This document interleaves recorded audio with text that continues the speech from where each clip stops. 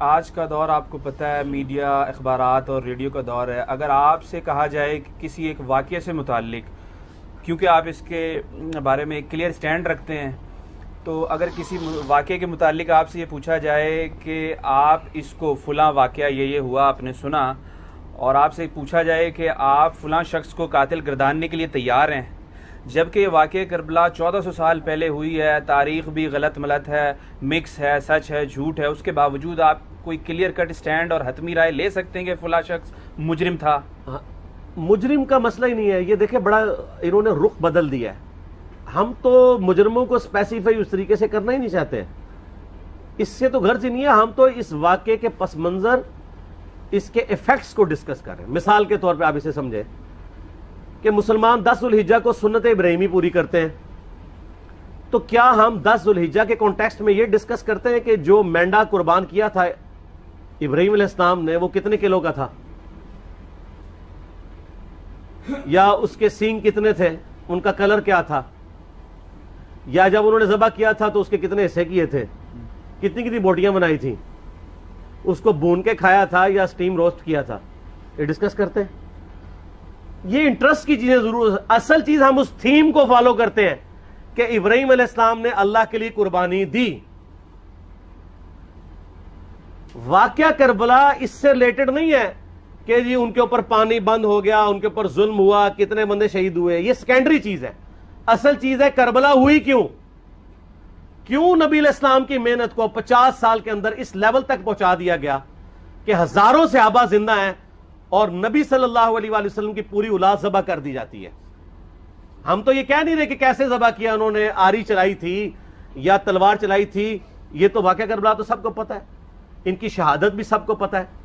جامعہ ترمذی میں حدیث ہے حسن و حسین جنتی نوجوانوں کے سردار ہیں، اور ان کی والدہ جو ہے وہ جنتی عورتوں کی سردار ہیں. اور المستدل حاکم میں حدیث ہے حسن و حسین جنتی نوجوانوں کے سردار ہیں، اور ان کے والد ان سے بھی بہتر ہیں. تو یہ تو ڈیفینٹ حدیثیں ہیں، یہ تاریخ تو نہیں ہے، نبی علیہ السلام کے فرامین ہیں.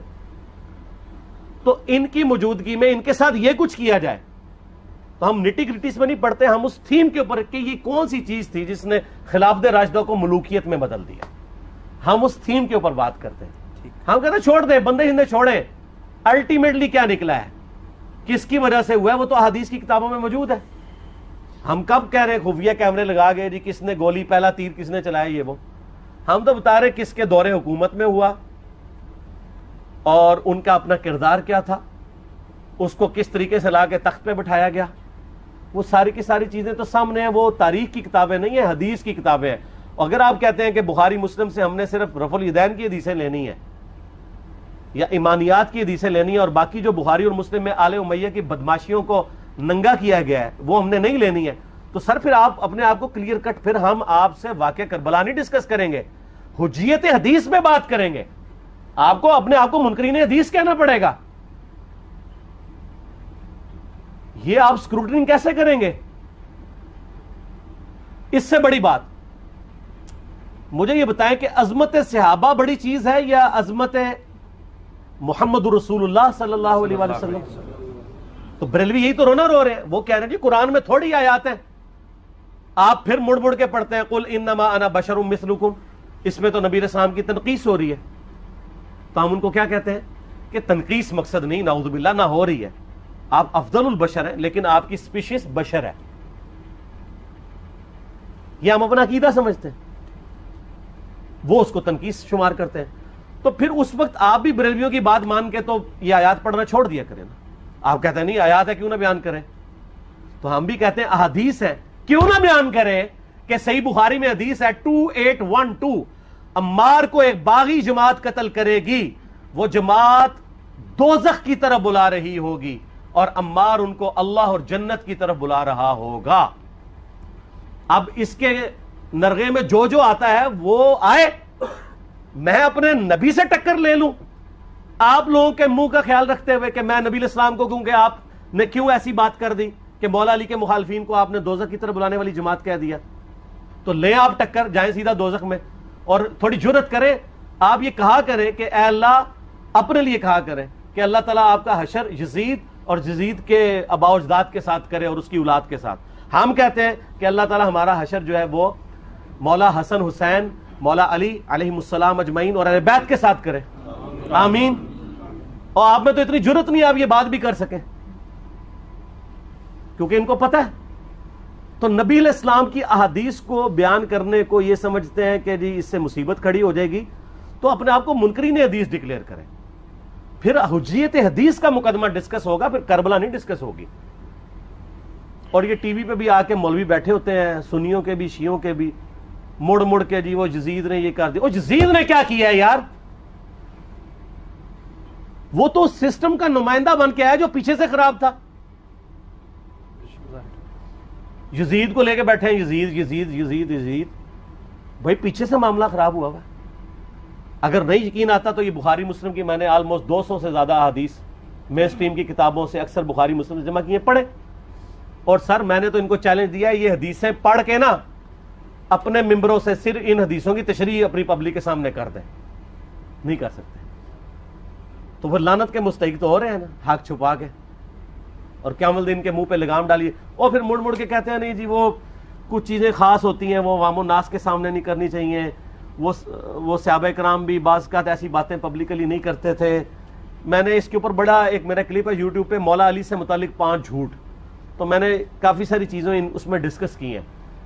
لیکن میں یہ کہتا ہوں کہ اللہ کے بندو، جو چیزیں نبی علیہ السلام نے منع کی ہیں بیان کرنے سے، وہ تو ہم ڈسکس کر بھی نہیں رہے۔ میں نے آج تک آپ کو منافقین کے نام بتائے ہیں؟ آپ نے حذیفہ ابن یمان کو بتائے تھے نا آپ صلی اللہ علیہ وآلہ وسلم نے، صحیح بخاری میں آتا ہے، تو میں نے آپ کو بتائے، آپ رازدار رسول تھے، وہ ختم ہوگی بات۔ میں نے کبھی ڈسکس کی ہے؟ اگرچہ میں نے صحیح مسلم کی حدیث 7035 نمبر ڈسکس کی ہے کہ نبی علیہ السلام نے فرمایا میرے صحابہ میں 12 منافق ہیں، وہ کبھی بھی جنت میں داخل نہیں ہوں گے یہاں تک کہ سوئی کے ناکے سے اونٹ نہ گزر جائے، اور ان میں سے 8 ایسا ہے جس کی کمر پہ دوبیلا پھوڑا نکلے گا۔ میں نے آج تک آپ کو بتایا کہ کس کس کی کمر پہ دوبیلا پھوڑا نکلا اور اس کی موت اسی پھوڑے میں ہوئی ہے؟ بتایا؟ تو میں تو وہ چیزیں ڈسکس بھی نہیں کر رہا، میں وہ چیزیں ڈسکس کر رہا ہوں جو نبی علیہ السلام نے علامات النبوہ میں بتائی ہیں۔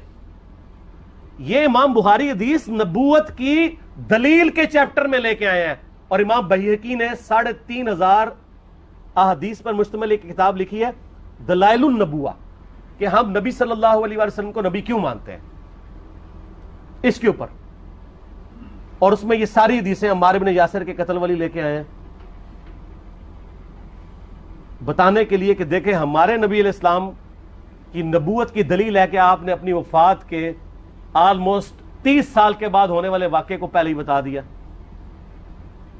یہ حدیثیں چھپانے والی نہیں، بیان کرنے والی ہیں، علامات النبوہ کی حدیثیں ہیں۔ آپ کہتے ہیں چھپائیں، اگر کوئی حدیث دنیا میں نہیں چھپائی جا سکتی نا تو علامات النبوہ والی حدیث ہے، کیونکہ وہ تو نبی صلی اللہ علیہ وسلم کی نبوت کو جسٹیفائی کرتی ہے۔ ورنہ میرا ایک معصومانہ سوال ہے کہ نبی صلی اللہ علیہ وسلم نے یہ باتیں کر کے ان کے زوم میں نعوذ باللہ امت کو مصیبت میں ڈال دیا۔ آپ نے خود ہی فرمایا کہ یہ ہوگا، کیوں فرمایا آپ نے؟ میں تو بیان کر کے مجرم ہوں، تو جس نے مجھے خبر دی ہے ان کے بارے میں آپ کا کیا خیال ہے؟ یہ مسند احمد کی حدیث یہ میں نے گھر بیٹھ کے بنائی ہے کہ میری بیوی کا کیا حال ہوگا جس پہ ہوب کے کتے بھونکیں گے۔ تو سیدہ عائشہ سے مجھ سے زیادہ نبی علیہ السلام کو محبت تھی، لیکن آپ اللہ کے پیغمبر تھے، آپ نے اپنے گھر کی خبر بھی نہیں چھپائی، بتا دی کہ یہ ہوگا۔ اور اس سے بڑھ کے آپ صحیح بخاری میں دیکھیں، عمار بن یاسر کا خطبہ ہے۔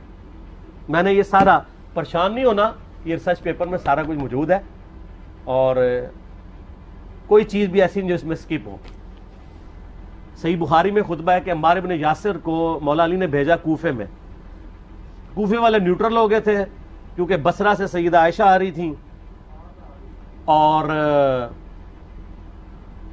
وہاں پہ انہوں نے کہا نہ ہم سیدہ عائشہ کا ساتھ دیں گے نہ مولا علی کا دیں گے۔ تو عمار بن یاسر کو تیار کرنے کے لیے، یعنی وہاں کے جو عوام تھی اس قتال کے لیے، مولا علی نے بھیجا۔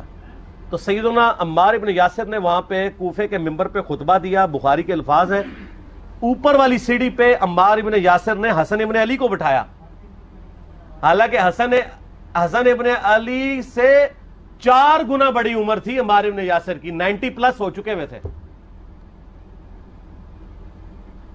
3-4 गुना उनकी उम्र थी, लेकिन अहले बैत का एहतराम किया। खुद निचली सीढ़ी पे बैठे, बुखारी के अल्फाज हैं कि ऐ लोगों, अल्लाह ने तुम्हें आजमाया है, एक तरफ दुनिया और आखिरत में तुम्हारे नबी की बीवी है सैयदा आयशा, दुनिया और आखिरत में, यानी इज्जत अपनी जगह कायम। यहां लोग समझते हैं किसी की गलती आ गई तो पता नहीं क्या हो गया, वो यार उसका मर्तबा अपनी जगह है, गलती अपनी जगह है, पैगंबर नहीं है वो। और दूसरी तरफ अली इब्न अबी तालिब है। अल्लाह अब देखेगा तुम आयशा की इताअत करते हो या अल्लाह की, अली की नहीं अल्लाह की। क्यों? या अय्युहल्लज़ीना आमनू अतीउल्लाह व अतीउर रसूल व उलिल अम्रि मिनकुम, उनका उलुल अमर मौला अली है, उनकी इताअत वाजिब है। ये अल्लाह ने आजमाया है कि अल्लाह की इताअत करते हो या आयशा की। और आप हैरान होंगे, ये हदीस इमाम बुखारी हजरत आयशा की फजीलत वाले चैप्टर में लेके आए हैं। अगर इमाम बुखारी मशवरा कर लेते ना नासबियों से, तो इन्होंने कहा था सर आखिरी सही रखो, पिछले वाला रहने दो, बल्कि पिछले वाला रखो, आखिरी वाला रहने दो, कि आयशा दुनिया और आखिरत में। वो हदीस घटने का मैं आपको तरीका बताता हूँ, काट छांट करने का। वो आधी हदीसें लिखते हैं ना, आधी हदीसें ऐसे लिखते हैं इमाम बुखारी कि सैयदा अम्मार इब्न यासर ने खुतबे के दौरान फरमाया कि सैयदा आयशा दुनिया और आखिरत में तुम्हारे नबी की बीवी है, बस। लेकिन इमाम बुखारी ने पूरी हदीस ली है, आगे वो भी डाला है कि अल्लाह आज़मा रहा है कि आयशा की इताअत करते हो या अल्लाह की, जैसे आपके उलमा कर रहे हैं। सही मुस्लिम की हदीस 6488 आदि बयान करते हैं सारे मौलवी, बरेलवी, देवबंदी, अहले हदीस सब। मेरे सहाबा को बुरा मत कहो, अगर तुम में से किसी ने ओहद पहाड़ के बराबर भी सोना खैरात कर दिया और मेरे सहाबा ने एक मुद यानी 600 ग्राम खैरात की, आधा किलो, उसके आधे को भी नहीं पहुंच सकता, बस। हालांकि ये मुस्लिम की हदीस स्टार्ट इससे होती है कि अब्दुर्रहमान बिन औफ को खालिद इब्न वलीद ने गालियां दी झगड़े के दौरान। हालांकि दोनों मुसलमान थे, दोनों सहाबी थे। आपने हजरत खालिद इब्न वलीद को बुला के डांटा, फरमाया तुम मेरे सहाबा को बुरा मत कहो। तो खालिद इब्न वलीद ने तो आगे से नहीं कहा हुजूर मैं भी सहाबी हूं। उनको पता था कि अब्दुर्रहमान बिन औफ ने उस वक्त इस्लाम कबूल किया जब इस्लाम का मतलब था मार, तकलीफ उठाना, और खालिद इब्न वलीद ने गोल्डन पीरियड में सुलह हुदैबिया के बाद इस्लाम कबूल किया। तो मैं, अब तुम लोग ये कर रहे हो, तुम लोग अगर ओहद पहाड़ के बराबर भी सोना खैरात कर दो, यानी सुलह हुदैबिया के बाद वाले लोग मेरे इनके बराबर नहीं हो सकते। और जो फतह मक्का पे माफी मांग के मुसलमान हुए हैं, तुलका, मुअल्लफतुल कुलूब, आले उमैया, उनका तो लेवल ही कुछ नहीं है। यहां तो खालिद इब्न वलीद के बारे में बात की जा रही है। और फिर वो मुअल्लफतुल कुलूब अपने जमाने में मेंबरों पे सब्बो शतम करवाएं सैयदना अली पर, तो सबसे पहले तो उनको कहना चाहिए जिनके बारे में हदीस थी कि तुम सहाबा को गाली मत देना। हमने तो खैर कभी दी भी नहीं है। और मैं ये आखिरी जुमला इनको ऐसा बोलता हूं कि जो इनके दिमाग तक ड्रिल कर जाएगा कि आले उमैया ने जो कुछ अपने दौर के अंदर सैयदना अली की गुस्ताखियां की हैं ना, हमने तो वैसी कोई एक गुस्ताखी भी आले उमैया के बारे में नहीं की है। मैंने आज तक आले उमैया के ऊपर बाई नेम किसी के ऊपर लानत की है? हालांकि ये मौला अली पे करते रहे, ये है लानती खुद हो गए ना। जब मौला अली पे लानत की तो लौट आई। मुस्नद अबी आला में सही सनद के साथ हदीस मौजूद है, मुस्नद अहमद में भी मौजूद है कि सैयदना अली को जिसने गाली दी उसने रसूलुल्लाह को गाली दी सल्लल्लाहु अलैहि वसल्लम। जब उम्मे सलमा ने कहा था, शेख जुबैर साहब ने इसको तहकीम में सही लिखा हुआ है फुट नोट के ऊपर, कि लोगों तुम्हारे मेंबरों पर रसूलुल्लाह को गालियां दी जाती हैं, तो उन्होंने कहा माज़अल्लाह हम कब कहेंगे, ऐसा नहीं हो सकता। तो उम्मे सलमा ने कहा तुम लोग अली और उससे मोहब्बत करने वालों पे गाली गलोच नहीं करते हो क्या? जबकि मैं नबी की बीवी कहती हूं कि सबसे ज्यादा रसूलुल्लाह से मोहब्बत, सैयदना अली से मोहब्बत नबी सल्लल्लाहु अलैहि वसल्लम करते थे। लिहाजा जब ये तुम कहते हो ना अली पर लानत, अली से मोहब्बत करने वालों पे लानत, तो ये लानत तो तुम नबी इस्लाम तक लेके जा रहे हो, नाऊज़ु बिल्लाह। क्योंकि अली से मोहब्बत करने वाला तो पहले नंबर पे नबी सल्लल्लाहु अलैहि वसल्लम है। और फिर कहते हैं सब का मतलब तनकीद है। और ना, पुरानियां गल्लां, पुराने बाबे, पुराने बुजुर्ग, झूठे हो। सही मुस्लिम खोलो 6229 गदीर खुम से अगली हदीस, लान अल्लाहु अबद तुराब के अल्फाज है, मट्टी वाले अबू इब्ने अबी तालिब पर लानत, ये अल्फाज मौजूद है। सबका तर्जुमा लानत ही है, तनकीद नहीं है। اچھا پھر میرا معصومانہ سوال ہے کہ اس کا مطلب ہے صحابہ پہ تنقید کرنا اچھا کام ہے؟ کہیں گے نہیں. تو بتاؤ یہ برا کام کون کرتا تھا؟ شیعہ کا ابا کون ہے؟ رافضیوں کا ابا کون ہے؟ آل امیہ. تو لہذا شیعہ نو میں کہنا کہ تسی شیخین کے اوپر بکواس اور تبرہ کرنے کی بجائے نا آپ لوگوں کو حقائق بتائیں کہ ٹوٹی کمند کہاں. یہ سب مجرمین آل امیہ ہے، اور یہ آل امیہ اور بنو ہاشم کی لڑائیاں نبی اسلام کی بعثت سے پہلے چل رہی تھی، صدیوں سے چل رہی تھی. وہ تو پھر اللہ نے بنو ہاشم کو نبوت کے لیے چنا تو ان کو یہ پھر جیلسی ہضم نہیں ہوئی، وہ چیز آگے چلتی رہی. خیر چھوڑ دیں، ایک تلخ ٹاپک ہے. صلاۃ بر محمد و آل محمد. اللہم صلی علی محمد و علی آل محمد. ٹھیک ہوگا.